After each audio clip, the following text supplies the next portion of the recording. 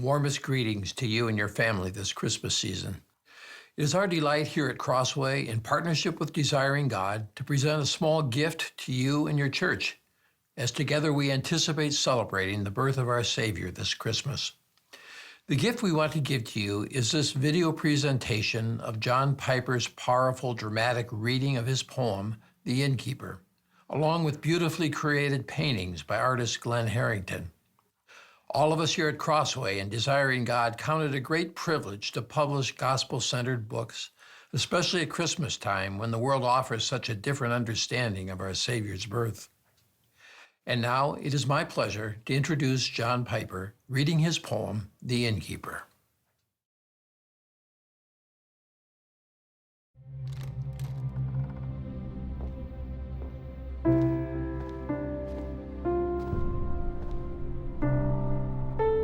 So quickly do we pass over the Christmas words.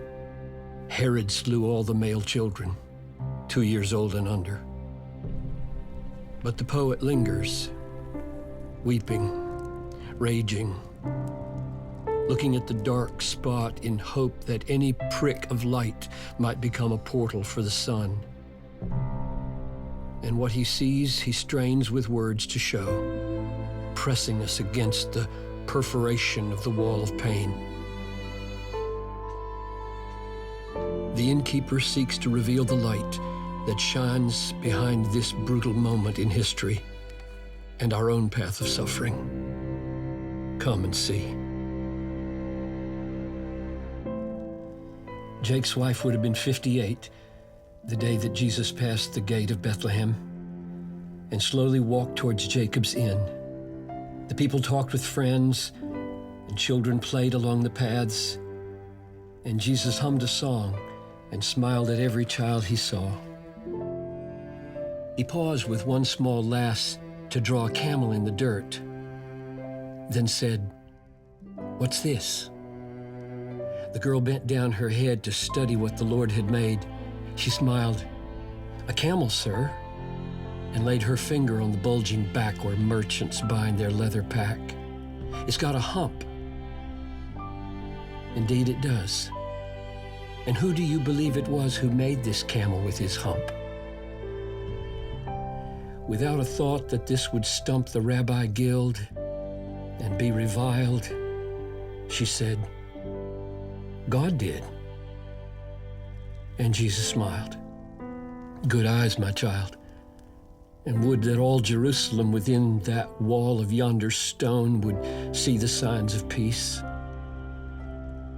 He left the lass with lines of simple wonder in her face and slowly went to find the place where he was born. Folks said the inn had never been a place for sin, for Jacob was a holy man, and he and Rachel had a plan to marry, have a child or two, and serve the folks who traveled through, especially the poor, who brought their meal and turtle doves and sought a place to stay near Zion's gate. They'd rise up early, stay up late to help the pilgrims go and come.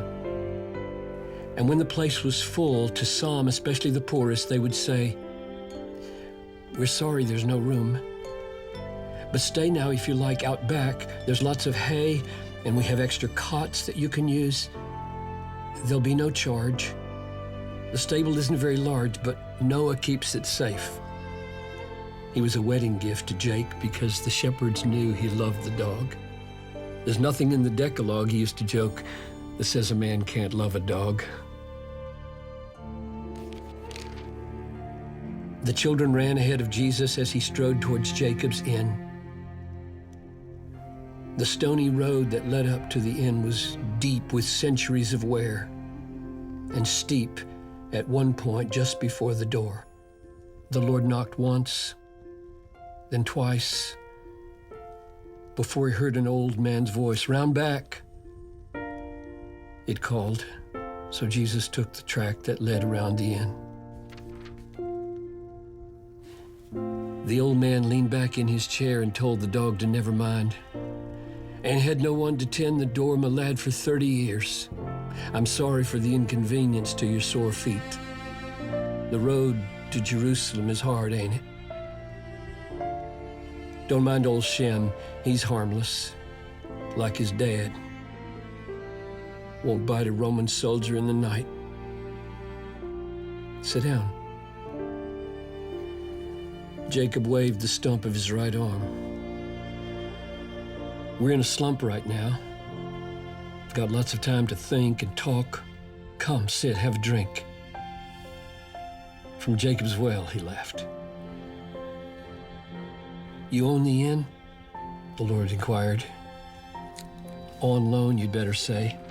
God owns the inn. At that, the Lord knew they were kin and ventured on. Do you recall the tax when Caesar said to all the world that each must be enrolled? Old Jacob winced. Are north winds cold? Are deserts dry?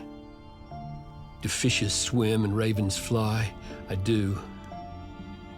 A grim and awful year it was for me when God ordained that strange decree. How could I such a time forget?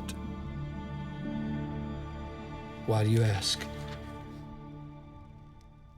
I have a debt to pay, and I must see how much.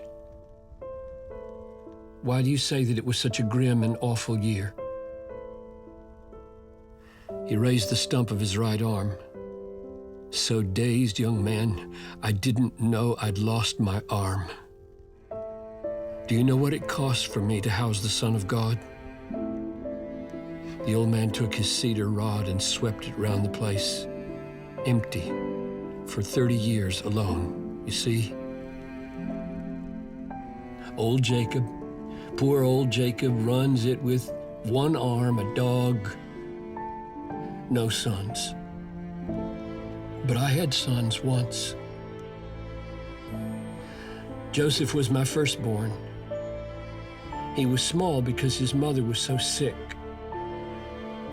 When he turned 3, the Lord was good to me and Rachel, and our baby Ben was born, the very fortnight when the blessed family arrived.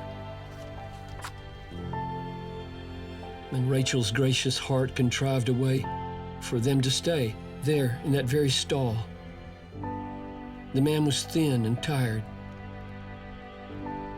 You look a lot like him. But Jesus said, why was it grim? We got a reputation here that night. Nothing at all to fear in that, we thought. It was of God. But in 1 year, the slaughter squad from Herod came. And where do you suppose they started? Not a clue. We didn't have a clue what they had come to do. No time to pray, no time to run, no time to get poor Joseph off the street and let him say goodbye to Ben or me or Rachel. Only time to see a lifted spear smash through his spine and chest. He stumbled to the sign that welcomed strangers to the place and looked with panic at my face as if to ask what he had done. Young man, you ever lost a son? The tears streamed down the Savior's cheek. He shook his head, but couldn't speak. Before I found the breath to scream, I heard the words, a horrid dream. Kill every child who's 2 or less. Spare not for aught, nor make excess. Let this one be the oldest here. And if you count your own life dear, let none escape. I had no sword, no weapons in my house. But Lord, I had my hands, and I would save the son of my right hand. So brave. Rachel was so brave. Her hands were like 1,000 iron bands around the boy. She wouldn't let him go. And so her own back met with every thrust and blow. I lost my arm, my wife, my sons. The cost of housing the Messiah here. Why would he simply disappear and never come to help? They sat in silence, and Jacob wondered at the stranger's tears. I am the boy. I am the boy that Herod wanted to destroy. You gave my parents room to give me life, and then God let me live and took your wife. Ask me not why the one should live, another die. God's ways are high, and you will know in time. But I have come to show you what the Lord prepared the night you made a place for heaven's light. In 2 weeks, they will crucify my flesh. But mark this, Jacob, I will rise in 3 days from the dead and place my foot upon the head of him who has the power of death. And I will raise with life and breath your wife and Ben and Joseph too, and give them, Jacob, back to you with everything the world can store, and you will reign forevermore.